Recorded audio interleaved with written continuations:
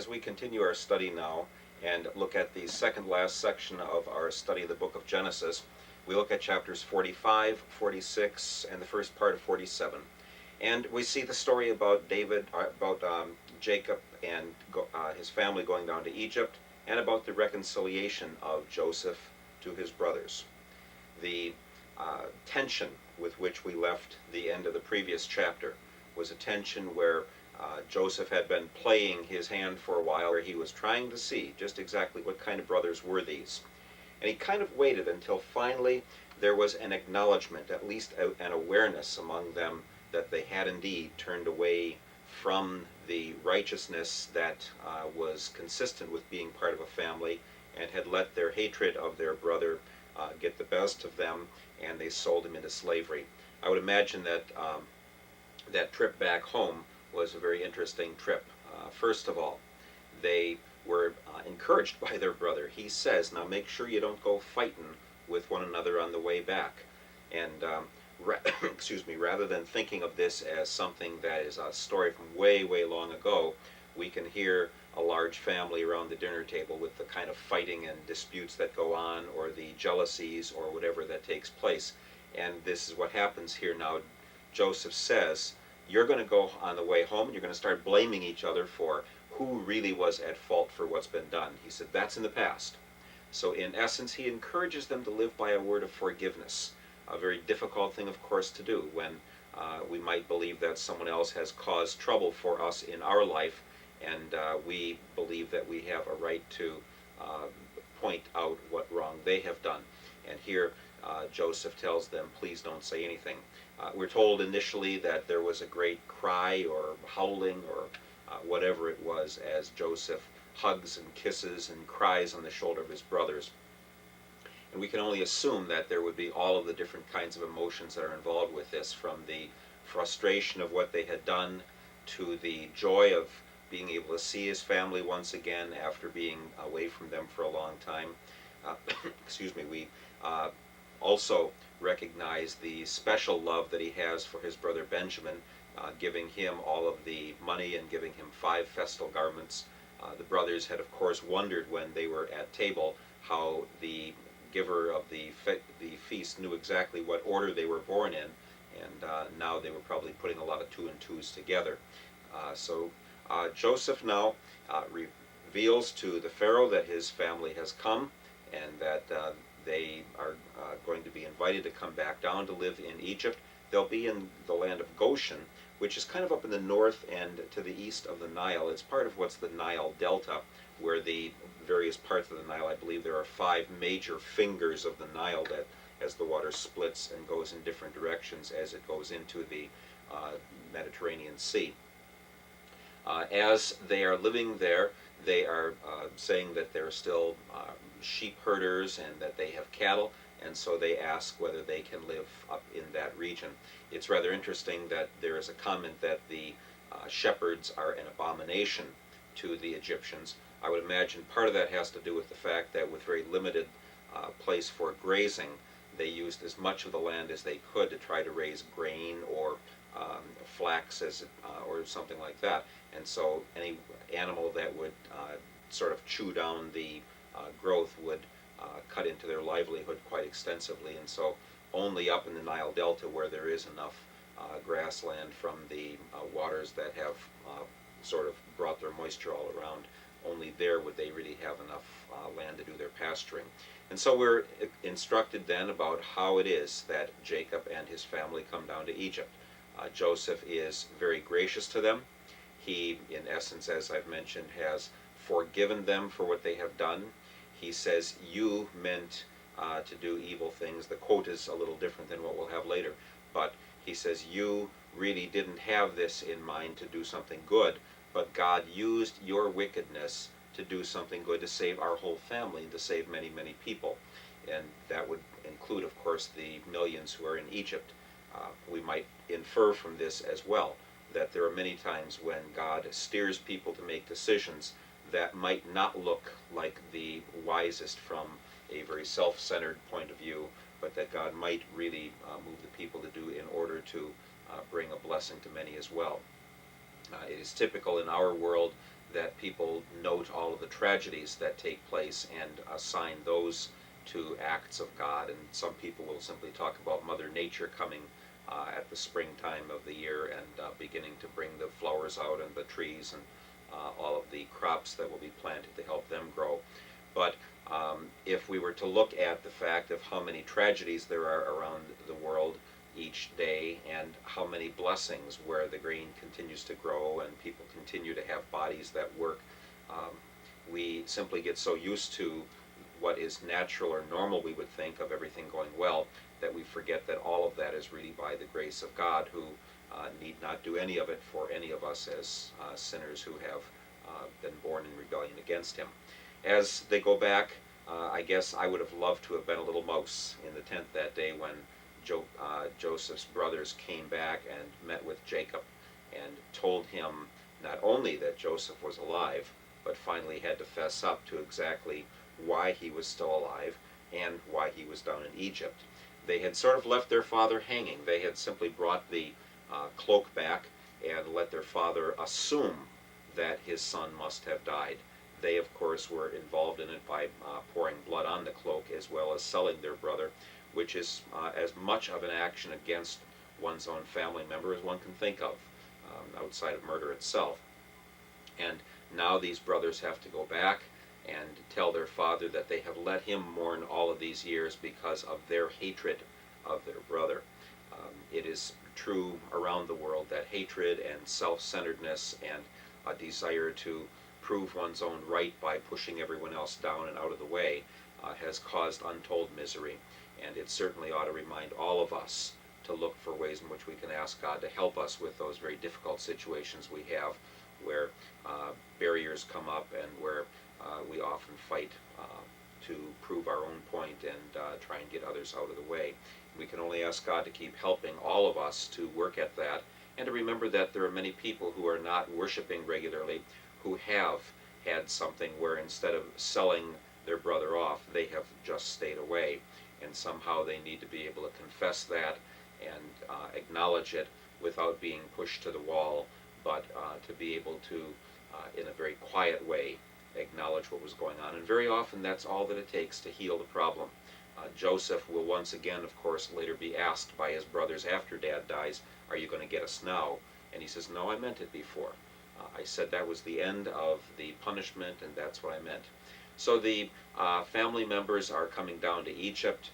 Joseph has sent a good number of wagons to bring back all of their possessions, and Pharaoh has indeed said, just leave the rest of your possessions where they are up in the land of Canaan. I will take care of you, and I will watch over you, and I'll provide you everything that you need. And it seems that at first that was indeed the case. Pharaoh then provides for these wagons for the little children and for the animals as they're going to be brought down. And then we get a rather extensive list of the 66 family members from the land of Canaan, along with Joseph and his wife and his two sons Ephraim and Manasseh. We will notice that part of the story of Genesis says who is going to be the new head of the family. Well, the head of the family normally would have been Reuben. We've talked about the fact that he took his father's concubine. Simeon and Levi had killed all the people of Shechem. Judah had impregnated his daughter-in-law. The later sons of Leah and the sons of Zilpah and Bilhah don't come in for much note, but they were all involved in selling their brother. And so we have son number 11, remember the firstborn son of Rachel, now being the new head of the family. And we will see in the next unit, that the final unit, that the blessing on Ephraim and Manasseh is a blessing which indeed makes them 2 tribes worth.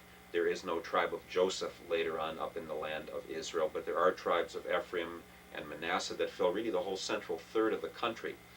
Usually the double portion of a blessing went to the oldest son, or in this case the new designated head of the family, and that oldest son then, or designated head of the family, would receive a double portion of the blessings and be responsible to take care of his father's immediate family, usually his own mother and the other wives that might be involved there. And in this case then, Ephraim and Manasseh getting 2 portions are really playing a role in being identified as on an equal status, and that they would be the heads. And that will go on all the way to the time that they're in Egypt, and for about 200 years after they get in the land of Canaan. Particularly Ephraim is going to be a very important tribe. Remember, Ephraim and Manasseh, and then Benjamin would be really the Joseph and Benjamin tribes, and the story will revolve around the Ephraim tribe with Samuel, and then around the tribe of Benjamin with Saul coming from Benjamin. But then at the time of about 1,000 years before Christ, much, much later than this, the power will swing over to the tribe of Judah, the fourth son of Leah, and David will take over at that time. So there's a little bit of, there are some hints that are going to come from that. We get a sense of the dilemma that sibling rivalry is going to cause throughout the generations. We saw that a little bit early on with the other family members of Abraham's family, that Lot's two children, Ammon and Moab, and Edom, the descendants of Esau, will all cause trouble for Israel. Abraham also has sons, descendants known as Amalek, and they will also cause trouble later on. So there are all sorts of tensions within that region at the time of the Israelites' reappearance, which will all have been hinted at already here. As they get down into the land, then they are given this special land, and they are given the pick of wherever they want to live. 5 of the brothers of the 12 go before Pharaoh, and then later we find that Jacob himself goes before Pharaoh. We have this very, very odd scene where Jacob is actually blessing the Pharaoh. Now, on Jacob's way down into Egypt, he sees God one more time. Remember, he had seen God at Bethel when he is fleeing as a young man from his brother Esau, where he sees the angels of God ascending and descending. And then he sees God once again as he wrestles with God in the material in chapter 32, where he is coming back from Uncle Laban's house and needs to find out from God, are you really going to bless me? Notice that all the way through, every one of these times, the promise is, I will be with you. That really, in many ways, is the key promise all the way through the scriptures. It's that word Emmanuel later. It is what Jesus says at the very end of the Gospel of Matthew, I will be with you always, even to the end of the age. It is what Paul means when he talks about us being in Christ, in that relationship with God. And so as Jacob leaves, he's leaving a land that was promised to his grandfather forever.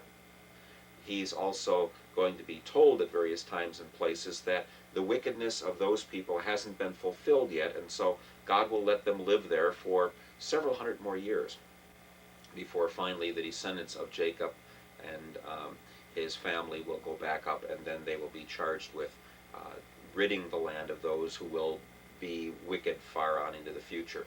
This is historically what's probably the Middle Bronze Age, in the 1700s and 1800s, somewhere in there, and the Late Bronze Age, when Egypt will have very strong control over the land of Canaan, will be followed by a period of weakness when they will go back.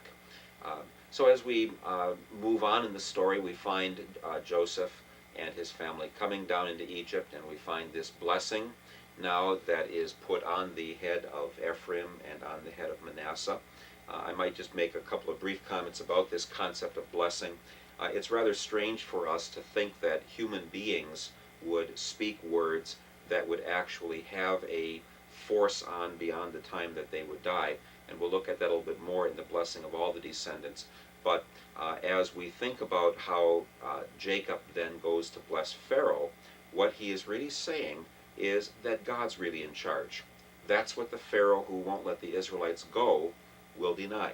He will not think that God is in charge, but he will think he's in charge. The pharaohs generally looked at themselves as being in charge of the entire land. There was even an opinion that when they died, they were almost godlike after they died and had special powers to rule. And so one would want to be very careful not to cross the pharaoh while he was alive, because he could maybe do some pretty bad stuff to you later.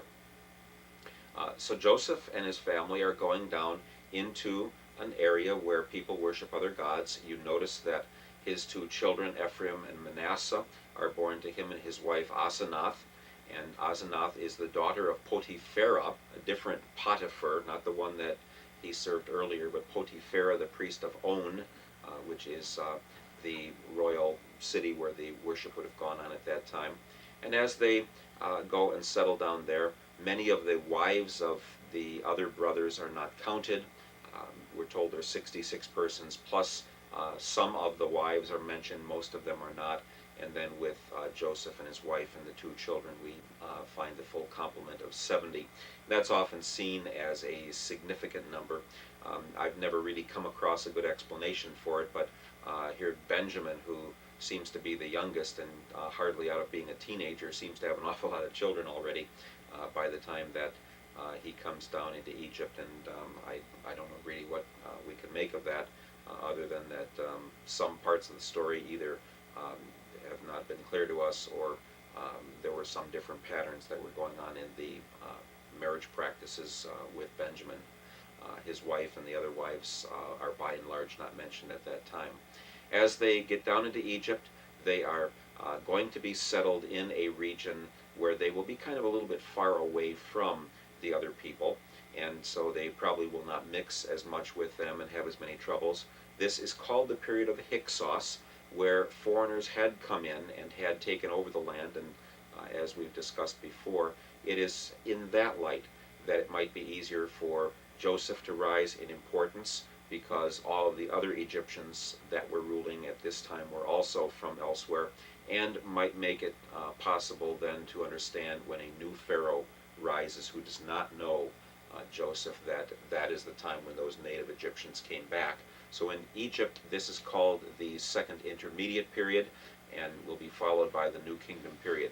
So as we draw to a close with this particular section, we see that Joseph has made peace with his brothers and has let them know that he will not be after them.